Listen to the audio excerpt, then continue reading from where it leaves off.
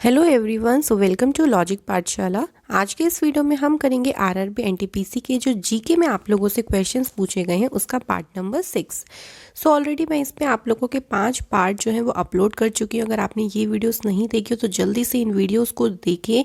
Link मैं आपको description box में दे दूँगी because very very important video. अगर आपका आरआरबी एनटीपीसी का एग्ज़ाम है सो उससे पहले आप लोग इन वीडियोस को देखेंगे तो जीके के पोर्शन में बहुत ज़्यादा आपको हेल्प मिलेगी। तो चलिए फिर आज भी उसी तरीके से हम अपने क्वेश्चंस की सीरीज़ को शुरू करते हैं। सबसे पहला क्वेश्चन है, देखो कोलेरू झील कहाँ पर है। तो इस टाइप से आपसे डायरेक्ट क्वेश्चन बनी है कि कोलेरू लेक से लेके मतलब जो भी इंडिया की लेक्स है फेमस लेक उनको याद करके जाएं। सो अगर हम कोलेरू लेक की बात करें तो ये आंध्र प्रदेश में स्थित है। इसी के साथ साथ मैं थोड़ी सी इम्पॉर्टेंट लेक्स के बारे में डिस्कस यहाँ पर कर देती हूँ। जैसे डल झील अगर हमसे पूछा जाएगा तो डल झील पूछा जाए, चाहे इसके अलावा आप लोगों से शेषनाग झील पूछा जाए, ठीक है, अनंतनाग झील पूछा जाए तो ये सारी कहाँ पर हैं, ये सारी पड़ती हैं आपकी जम्मू कश्मीर में। इसके अलावा बहुत ज़्यादा फेमस लेक है, एक है आपकी Loktak lake.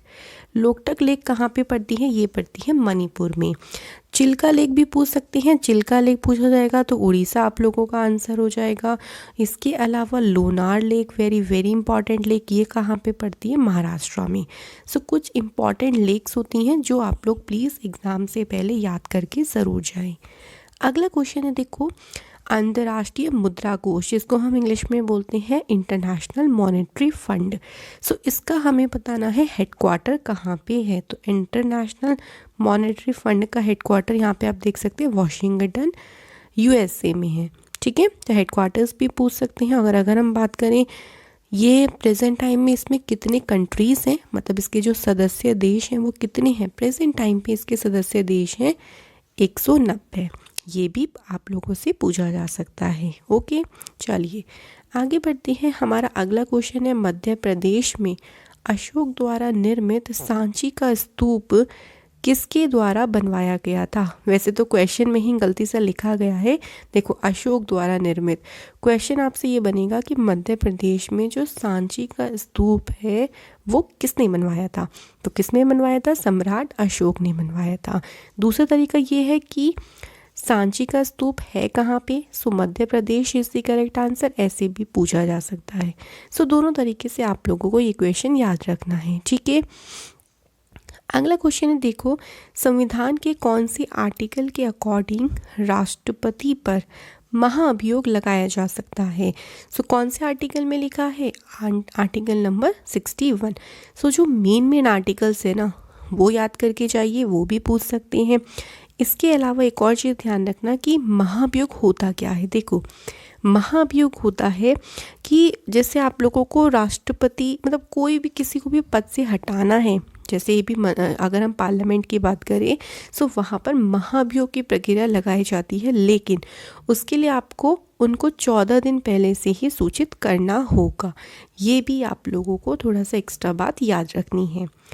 The next question is, Kailash Satyarthi को नोबेल प्राइज़ कौन से ईयर में मिला था। तो इनको मिला था 2014 में। अगर हम कैलाश सत्यार्थी का प्रोफेशन बात करें तो ये एक समाज सेवी थे और नोबेल प्राइज़ ध्यान रखेंगे 2014 में इनको दिया गया था। इनको मलाला यूसुफजई के साथ में ये जो नोबेल शांति पुरस्कार है वो मिला था। क्लियर। अगला क्वेश्चन है, काकरा पार परमाणु ऊर्जा पावर प्लांट कौन से राज्य में है। सो पावर प्लांट से डायरेक्ट क्वेश्चन पूछा है, ये कौन से राज्य में है, गुजरात राज्य में है, ठीक है। काकरा पार बहुत फेमस है, आप लोगों ने सुना होगा इसका name. The next question is, Pranab Mukherjee को किस वर्ष भारत रत्न से सम्मानित किया गया था। वेरी इंपॉर्टेंट क्वेश्चन, पिछले साल का ही है क्योंकि 2019 में प्रणब मुखर्जी को भारत रत्न दिया गया था। इसके अलावा भूपेन हजारिका और नानाजी देशमुख, इन दोनों को भी इन्हीं के साथ भारत रत्न दिया गया था, ठीक है। नेक्स्ट क्वेश्चन देखो इसी से रिलेटेड है कि पहले फॉरेनर कौन थे जिनको भारत रत्न मिला था। सो उनका नेम पूछा गया है क्वेश्चन, नेम क्या है, खान अब्दुल गफर खान, सो ये ऐसे पहले भारतीय विदेशी हैं जिनको भारत रत्न मिला था। सो अगर हम भारत रत्न की बात करें तो 1954 से इसकी शुरुआत हुई थी। अगला क्वेश्चन है अंतर्राष्ट्रीय श्रम संगठन का मुख्यालय कहाँ पर है।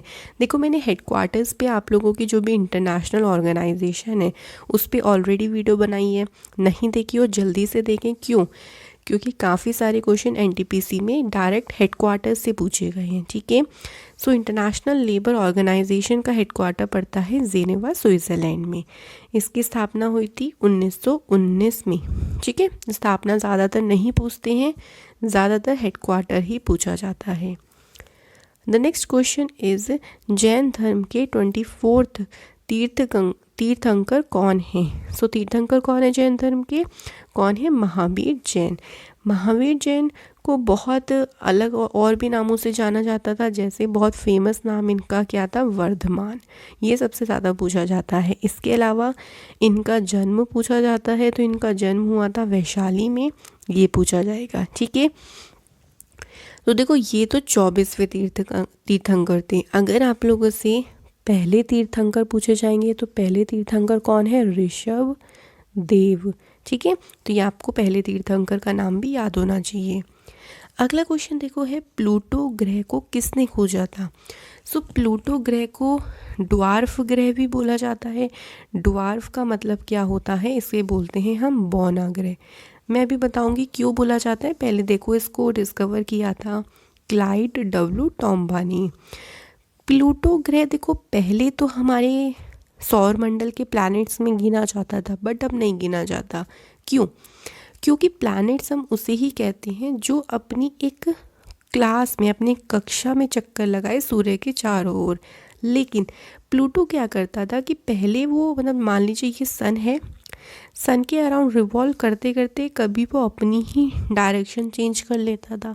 सो एक उसकी पर्टिकुलर क्लास नहीं थी रिवॉल्व करने की, इसलिए प्लूटो को प्लैनेट्स की श्रेणी में से हटा दिया गया और इसको ड्वार्फ प्लैनेट बोला गया है। ठीक है, सो ये आप लोग ध्यान रखेंगे। अगला क्वेश्चन है इब्न बतूता किसके शासनकाल में भारत आया था। सो इब्न बतूता की बात कर लेते हैं। मोहम्मद बिन तुगलक के शासनकाल में भारत आया था। और इब्न बतूता कहाँ का यात्री था? मोरक्को का यात्री था। ये भी पूछ सकते हैं। ओके, ध्यान हो जाएगा। आप लोगों को एक्स्ट्रा फैक्ट्स भी याद रखनी है। द नेक्स्ट क्वेश्चन इज नई योजना मंजिल की शुरुआत कब की गई थी। सो 8 अगस्त 2015 में इस योजना की शुरुआत की गई थी। इस योजना का मेन पर्पस देखो क्या था? जो देश का हमारा अल्पसंख्यक समुदाय है, ठीक है, जो हमारी माइनॉरिटी कम्युनिटीज़ हैं, उनकी प्रगति में उनको हेल्प करना। इसके अलावा जो देश के यूथ हैं उनको नौकरी दिलाने में उनकी मदद करना, ये इसका मेन पर्पस था और इसको 2015 में शुरू किया गया था। नेक्स्ट क्वेश्चन है अकबर द्वारा बनवाया गया पंच महल कहाँ पर स्थित है। ये कहाँ पर है? फतेहपुर सीकरी। और फतेहपुर सीकरी कहाँ पे पड़ता है? यूपी में पड़ता है। सो इस तरीके से काफ़ी सारे क्वेश्चन बने थे। अगला क्वेश्चन है देखो खेल प्रशिक्षक को कौन सा राष्ट्रीय पुरस्कार दिया जाता है। सो स्पोर्ट्स में जो कोच होते हैं, जो हमें शिक्षा देते हैं रिलेटेड टू स्पोर्ट्स, उनको द्रोणाचार्य अवार्ड से सम्मानित किया जाता है। द्रोणाचार्य में भी देखो काफ़ी सारे कैटेगरीज आ जाती हैं, ठीक है, बट दिया कौन सा जाता है? द्रोणाचार्य अवार्ड दिया जाता है। अगला क्वेश्चन है स्वच्छ भारत अभियान किस मंत्रालय के द्वारा शुरू किया गया था। ये शुरू किया गया था शहरी विकास मंत्रालय और इस टाइम प्रेजेंट में कौन है इसके मंत्री? हरदीप सिंह पुरी। ठीक है, ये मिशन कब शुरू किया गया था ये भी पूछ सकते हैं। सो 2 अक्टूबर 2014 को स्वच्छ भारत अभियान शुरू किया गया था। मेन पर्पस क्या था इसका? वही स्वच्छता की ओर लेके जाना, कि हर जगह साफ़ सफाई रखें, यही इसका मेन पर्पस था। सो इससे 2-3 ही क्वेश्चन बनेंगे, ध्यान रखेंगे।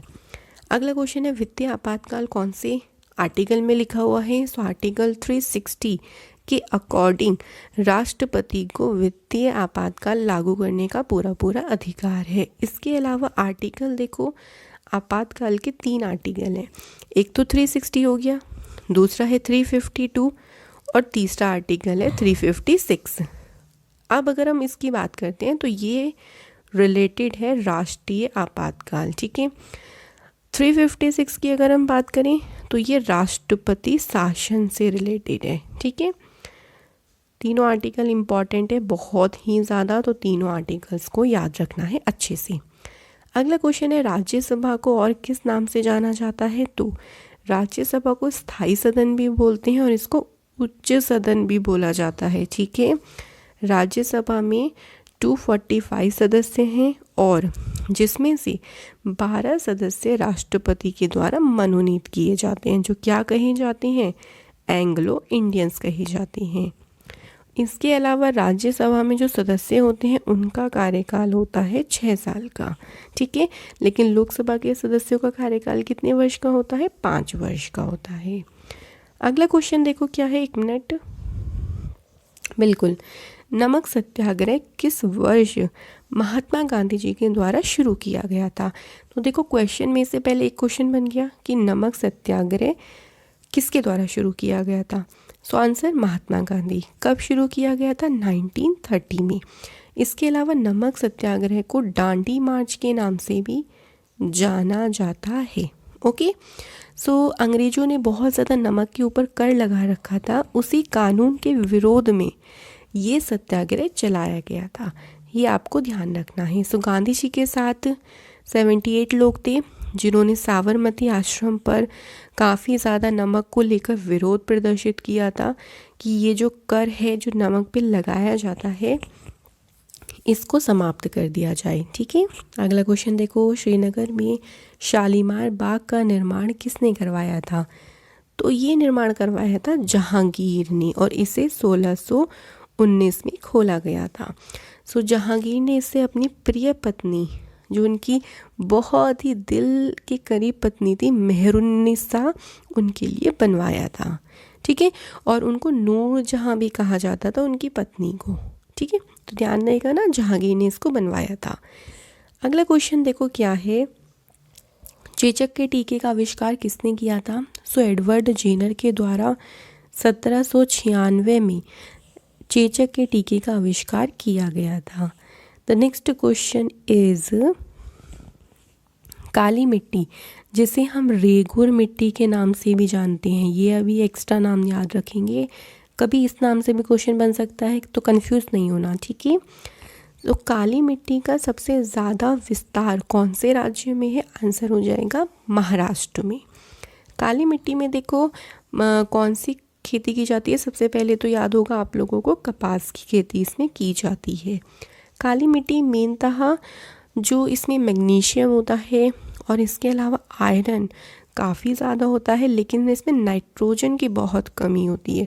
वैसे ये इतना पूछते नहीं हैं, बट क्वेश्चन ज़्यादातर या तो ये बनेगा कि कौन से राज्य में सबसे ज़्यादा इसका विस्तार है, या फिर इसमें कपास की खेती की जाती है। एक और क्वेश्चन वो क्या है, काली मिट्टी में जल को धारण करने की क्षमता सबसे ज़्यादा होती है, ठीक है। ये क्वेश्चन भी आप लोगों से पूछ सकते हैं।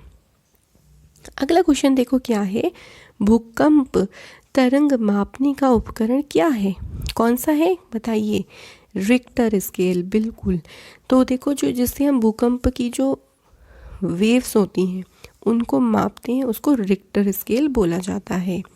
अगला क्वेश्चन है, पृथ्वी की वायुमंडलीय परतों में सबसे निचली परत, मतलब जो सबसे पहली परत है, उसका नाम क्या है? सो ट्रोपोस्फेयर उसका नाम है, हिंदी में इसको शोभमंडल कहते हैं। सो देखो यहाँ पे डायग्राम देखो, थोड़ा सा इसको डिटेल में पढ़ते हैं।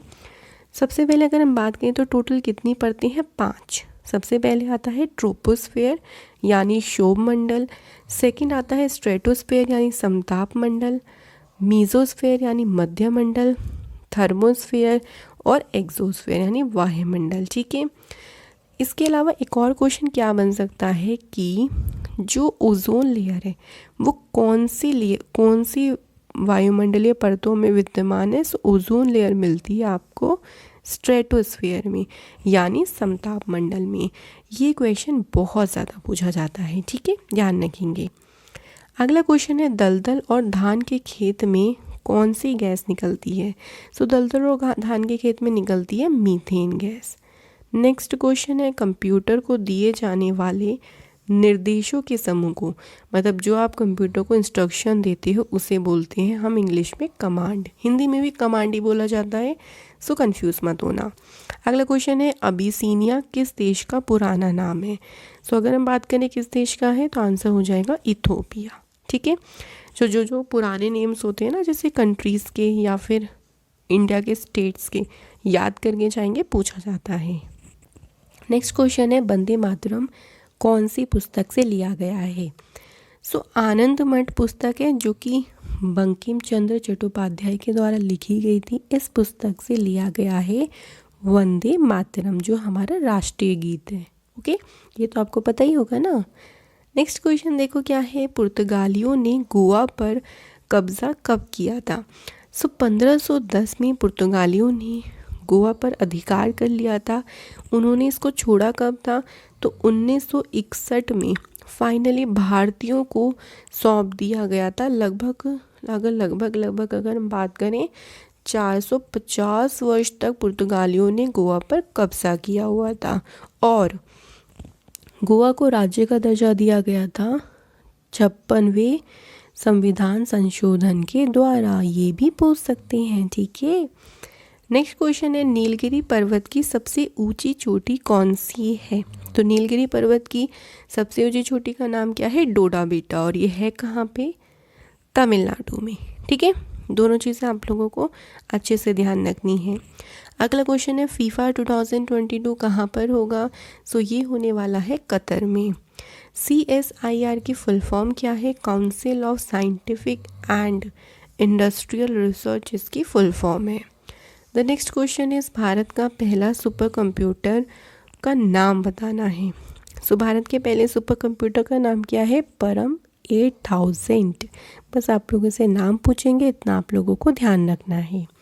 सॉल्ट रॉक किस नाम से जाना जाता है, तो सॉल्ट रॉक को कहते हैं हम लोग सोडियम क्लोराइड, जो आप नमक यूज़ करते हो। ठीक है, नेक्स्ट क्वेश्चन है दुनिया का एकमात्र तैरता हुआ वन्य जीव अभ्यारण्य कहाँ पर है। वेरी इंपॉर्टेंट क्वेश्चन, क्योंकि ये भारत में ही है। कहाँ पर, मणिपुर में, और इसका नाम भी आप लोगों को याद रखना है। सो इसका नाम है केबुल लामजाओ। नाम अजीब सा है, बट याद रखना केबुल लामजाओ इसका नेम है। कहाँ पे है, मणिपुर में है, और ये फ्लोटिंग नेशनल पार्क है। फ्लोटिंग का मतलब होता है तैरता हुआ। तो आप देख सकते हो इस तरीके के बने होते हैं और इस पर पूरा का पूरा नेशनल पार्क बना हुआ है। नेक्स्ट क्वेश्चन है नगरपालिका के सदस्य बनने के लिए न्यूनतम आयु कितनी होनी चाहिए, तो न्यूनतम आयु होनी चाहिए 21 वर्ष। नेक्स्ट क्वेश्चन महात्मा गांधी को चंपारण आंदोलन के लिए किसने निमंत्रित किया था। सो महात्मा गांधी जी को इनविटेशन किसने भेजा था, आंसर हो जाएगा राजकुमार शुक्ला। इनके द्वारा इनविटेशन दिया गया था महात्मा गांधी जी को। और अगर हम बात करें चंपारण आंदोलन किस टाइम पे हुआ था, तो 1917 में किया गया था। ठीक है, अगला है स्वतंत्रता के बाद पहली जो मल्टीपर्पज़ प्रोजेक्ट था वो कौन सी नदी पर शुरू किया गया था। आंसर क्या हो जाएगा, दामोदर, और इसका नाम क्या था, दामोदर नदी घाटी परियोजना। ठीक है, परियोजना का नाम भी यही था। तो देखो मज़े मज़े में हम लोगों ने कर लिए ना क्वेश्चंस कंप्लीट। तो एक बार इस वीडियो को ज़रूर देखिए एग्ज़ाम से पहले, बहुत इंपॉर्टेंट वीडियो है। एंड इसके अलावा थोड़ा सा देखो टाइम लग रहा है इस टाइम पे, क्योंकि मुझे काफ़ी सारा वर्क है इस टाइम पे, बट मैं कोशिश करूँगी कि स्टैटिक चीज़ के जो टॉपिक्स हैं उनको जल्द से कवर कराने की कोशिश करूँगी। ठीक है, आप लोग बने रहिएगा इसी तरीके से। मिलते हैं नेक्स्ट वीडियो में। Thank you for watching this video.